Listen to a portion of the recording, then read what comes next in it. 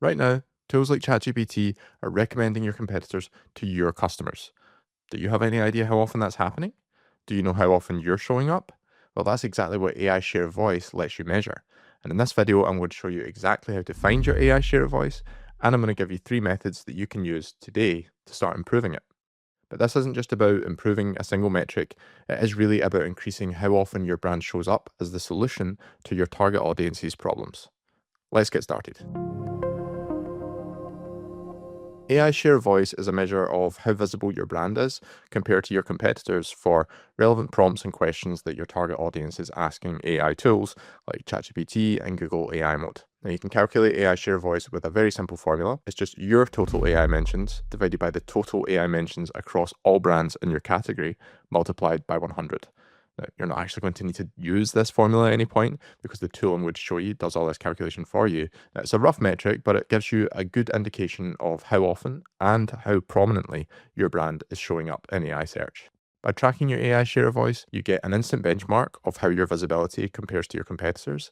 And that's handy on its own because once you have a way to track it, you can then point to it as an indicator as you implement fixes and various tactics to improve your AI optimization. So as you update content, as you improve your topic coverage, and as you get more brand mentions, your AI share of voice will indicate whether those changes are translating into stronger AI visibility. But to go back to the competitor side of things, it's also really useful for pointing you towards competitors that may be worth analyzing further as part of a deeper competitor analysis. Now, we have a full separate video on performing a competitor analysis where I go into more detail on different ways you can do this, including how you can perform AI topic gap analysis to spot gaps in your own strategy.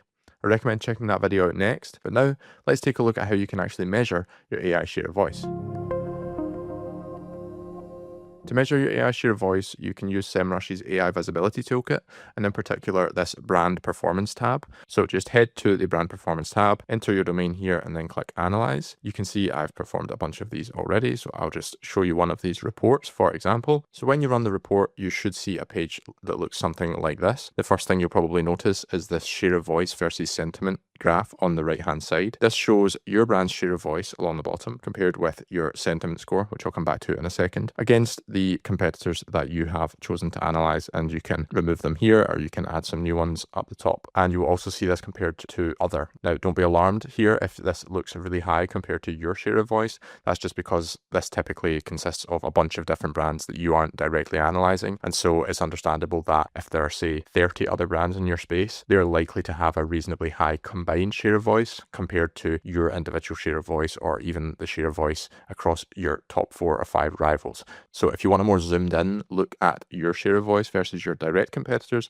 you can just untick this other box. So you can see in this example, Pet Libro, the brand that we are analyzing here, has the highest share of voice among its key competitors at 14.3%. It has a reasonable sentiment score of 69%, but you can see that some of the competitors like Sure Pet Care over here have quite a low share of voice, but a much higher sentiment score. Now, I'll touch on sentiment again later in the video, but essentially your sentiment score here is all about how positively your brand is being described. So ideally, you'll have a high share of voice and a high sentiment score, and you can think about it logically in that if an AI tool is saying good things about your brand, it's probably going to be more likely to recommend you. And if it keeps doing that, and if it keeps finding reasons to do that online, other people are also saying good things about you across other websites, forums, YouTube, that kind of thing, then the tool will probably start mentioning your brand more and more, and you become a brand with a higher share of voice alongside that positive sentiment represented here by the high sentiment score. So ideally, what you want is high sentiment score and high share of voice. Up and to the right is usually what we want. So before I show you a couple more details here, I just want to call out that you can choose to see this on specific platforms, and this is useful if you want to measure your share of voice versus competitors across individual AI platforms. You also see separate views of your brand sentiment and share of voice down here. And there's a lot more information within this report, but I'm just going to stick with the share of voice for now. And in fact, we're going to head to the narrative drivers tab for a slightly different look at our share of voice.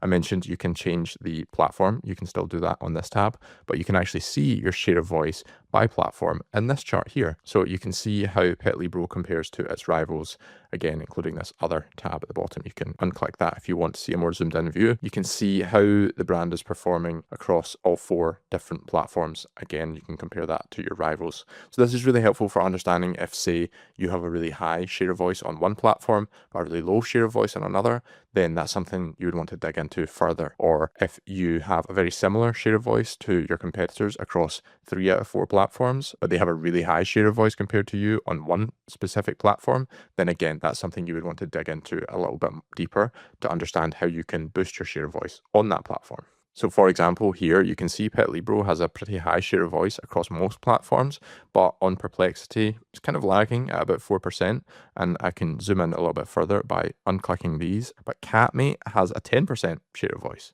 Now, if we compare that to something like Google AI mode, Petlibro has almost the opposite trend of being much higher than Catmate, although Catmate is still exceeding the other 3 rivals on this specific platform. Now, you're naturally going to see some variance across all these platforms. They all have different training data sets and they might weight trusted sources differently. So don't expect to see identical share of voice numbers across each platform. But what you don't want to see is a strong share of voice in one platform, but really low share of voice in another. If you do, that points to a platform-specific issue that you'll probably want to get on top of. So if I was Petlibro, I'd be really happy with my share of voice in Google AI mode, but I'd be wanting to understand why it drops significantly in Perplexity compared to Catmate, which has 10% in both. Down below that, you can see another chart, this time mapping share of voice versus your competitors over time. Now, this is really useful for reporting to key stakeholders and really showing the value of your AI optimization efforts. So you can point to increases in your share of voice and match it up with content pushes or brand mention campaigns to illustrate how your optimization efforts are leading to greater AI visibility. So this is how you can track your brand's AI share of voice, but I'm sure what you really want to know is how you can improve it. So I'm now going to share 3 methods of improving your brand's AI share of voice in the order of effort and investment that each one requires. Our first method to improve your brand's AI share of voice is to close topic gaps between you and your competitors. If your rivals are currently appearing for a bunch of topics and AI responses that you're just not showing up for at all, then that's a clear gap that will help improve your share of voice if you're able to close it. Now, to find topic gaps that you want to close, head back to the Semrush AI Visibility Toolkit, and this time go to the Competitor Research tab. Here, you want to enter your domain again, along with some rivals. I recommend starting with 1 or 2 at first, and then just click Run Competitor Analysis. So you'll see a page like this, but you want to scroll down to this Topics and Prompts section and click on the Missing tab. This will show you a bunch of topics that your rival, so in this case Beanbox, is appearing for that you're not. So I'm currently analyzing the drinkatrade.com domain, and you can see we have 113 missing topics. Now, if you click into each of these, you can see the exact prompts that your competitor is appearing for that you're not. And if you click View Full Response, you can see the entire response from the AI tool for that prompt. It will also show you the brands that are mentioned. So in here, I like to do a Command F search, and I just type in the brand name so that I can instantly see where in the response they're actually mentioned. So I would say that this Beanbox mention, although it is relatively far down, is actually quite prominent in a prompt as general as this. Now, you might find things in here that aren't super relevant for you, but that your competitors are appearing for. Now, that doesn't make it an automatic gap that you need to close. It just has to be something that is actually relevant to your business. So your competitor might be appearing for some topics because of a brand relationship that they had years ago, or because of a specific campaign that they ran for a product that they no longer sell. So just because you see 100 missing topics in here does not mean that you have 100 topic gaps that you need to close. As with any kind of content gap analysis, you want to focus on relevance and what kinds of topics are actually likely to bring results for your business if you were to appear for them. So you might have an AI share of voice of 0 for a topic like pour over coffee equipment and techniques, but if your brand doesn't sell anything to do with pour over coffee, then that AI share of voice of 0 doesn't actually matter, because you don't want to appear for topics that are irrelevant to your business and are unlikely to drive any revenue or customers or signups, just like you wouldn't want to appear for a bunch of keywords in Google search that again have no relation to your business or what you sell. So once you find your list of topic gaps that you want to close, you can then start creating new content on them or optimizing your existing content to cover them, and then tracking how your AI share of voice changes over time. Again, you can do that using the Narrative Drivers tab within the Semrush AI Visibility Toolkit. Ideally, these AI tools will start picking your brand brand up as relevant to these missing topics, and then your AI share of voice will also increase as a result. Now, this next method is a step up in terms of effort, but it can have huge implications for your brand's AI share of voice. So next, you want to expand your brand's visibility on other channels beyond your own website, because appearing on review sites, industry publications, forums, and social media platforms can increase the chances of your brand showing up prominently in AI responses. If you run a prompt yourself in a tool like ChatGPT, you probably won't be surprised to hear at this point that a lot of these tools tend to like to cite sources like LinkedIn and YouTube and other social media sites. So if you're not showing up on any of these platforms, these AI tools can't learn anything about your brand from those platforms, but if they can learn about your competitors over there, they may be more likely to recommend their brand over yours. Now, you can get an idea of the kind of platforms that you should ideally show up on by running your own checks. So running your own prompts like this within these tools and then just looking at the sources tab to see what websites show up most often. But a streamlined way to do this at scale is to stay within the competitor research tab that we were in for the previous tip, but then click on the sources option instead of topics and prompts, and then again click on the missing tab. So here we're basically just showing all the sources where LLMs are finding information about our competitors, but not about us because we're not showing up on those platforms. Now, taking action on this definitely does require a fair bit of effort because your brand might never have run social media campaigns. You might not have a YouTube channel, and you might have never played around with Reddit marketing or partnerships with other websites. But if there's one thing that has been clear about AI search for almost as long as it has been around, it's that these tools love to go to third-party platforms to verify information, crowdsource user sentiment, and to make recommendations based on more than just what brands are saying on their own website about themselves and really looking at what is everybody else saying. Now, if you have a really small team, then start small. Try and set up a YouTube channel where you aim to upload a new video each month just to give these tools something to learn from that isn't just what they can see on your website or what other people might be saying elsewhere that you don't control. You don't necessarily have to create the videos for your channel. You could reach out to influencers in your space or other channels and run partnerships to get content out there that hopefully these AI tools will learn about your brand from, and then hopefully as a result, your AI share of voice will start increasing. But if you don't want to start on YouTube, check out our video all about building trust and awareness on Reddit instead. Okay, let's take things further with method 3. The final method to improve your brand's AI share of voice is to improve your brand sentiment. Now, you remember right at the start of the video when I showed you how to measure your brand's share of voice, I showed you this chart of share of voice versus sentiment score, and I said that positive sentiment can help you improve your AI share of voice. But how do you improve your brand sentiment? Well, first of all, you need to understand what is actually affecting your brand sentiment in AI tools. One easy and free way to do this is to just go into AI tools and type in a simple comparison query or ask the tool directly about your brand and see what it tells you. For example, in Google AI mode here, I just ran a simple prompt of MailChimp versus MailerLite. And the idea is that if I was representing one of these brands, this would serve as a bit of an indicator as to how this particular AI tool, so Google AI mode, understands my brand's strengths and weaknesses in particular compared to this specific competitor. So if I was MailChimp, then it would be compared to MailerLite, but I could run this for various other competitors, or I could run a bunch of different prompts and basically just see how my brand is being represented by the AI tool as if this was one of my target customers typing in this prompt. So the tool will usually output something different every time. Obviously, that's just the nature of these tools, but it will often output something like this feature comparison table, especially if you are asking for a direct comparison between yourself and another brand, and it will categorize a bunch of different things that at a glance makes it really easy for you to understand essentially the sentiment around your brand for that specific category. So in this case, you would be able to understand at a glance how your brand stacks up in terms of value for money. So is it affordable or is it expensive? Is it easy to use, or does it come with a steep learning curve? How do your different plans shape up against the plans that your competitors offer?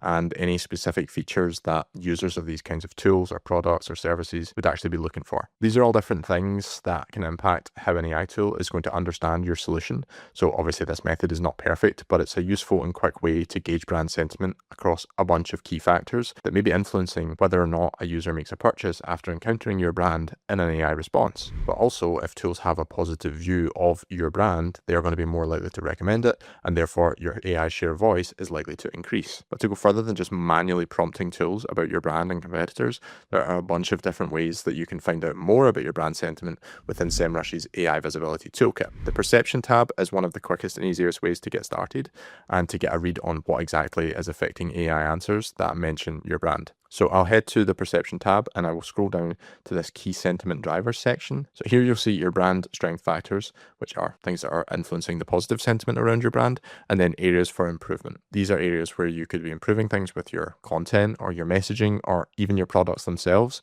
to improve the sentiment and as a result, potentially increase your brand's AI share of voice. Now, a lot of the time, the areas for improvement here are not going to be things that, for example, your content or SEO teams can handle. And so that's why this is more of an advanced tip that may require more collaboration across your teams. But for many brands, the areas that you see highlighted for improvement here are things that you can improve with more consistent messaging and content that you can control. One final aspect of this tool that I want to call out is that if you scroll down to the bottom here, you'll see AI feature descriptions. This is really useful for understanding the exact language that these tools are using when they mention your brand. And you can see here the kind of broad description, but if you click into it, you can see the exact language that the tools are using whenever your brand appears in their responses. So for a brand like Trade, there are phrases in here like highly personalized. All of these things you can imagine being quite strong indicators for somebody choosing a coffee subscription that is looking for a personalized option or something that is highly customizable. Now, obviously that's all positive, but if the language you see here doesn't match up with the kind of sentiment or the kinds of features or descriptions that you would use for your own brand, then this is where you want to make changes to your content or your messaging, or again, if possible, your product and how you're marketing it in a wider sense. Again, obviously this is a more advanced tip, since this will typically go much further than an SEO's responsibilities, and you probably need to talk to your product teams and also social media teams and other departments, because your brand sentiment isn't just influenced by your blog posts or product descriptions. It is also influenced by things like your social media presence and how you're being talked about on other websites that you might not be able to control at all. But this comes back to the previous method of expanding your visibility across more than just your website. You do need to go beyond your website if you want to really increase your brand's AI share of voice in the long run. So if you can do all three of these things consistently, filling topic gaps, expanding beyond your own website, and boosting your brand sentiment, you'll be well on your way to increasing your brand's AI share of voice. If you want to learn more about getting ChatGPT in particular to recommend your brand, check out our dedicated video where Brian goes through 4 steps to getting ChatGPT to recommend your brand ahead of your competitors. And be sure to subscribe to the Semrush channel for more videos like this, as every week we share videos dedicated to helping your brand show up more wherever your audience is searching. Thanks for watching, and I'll see you in the next one.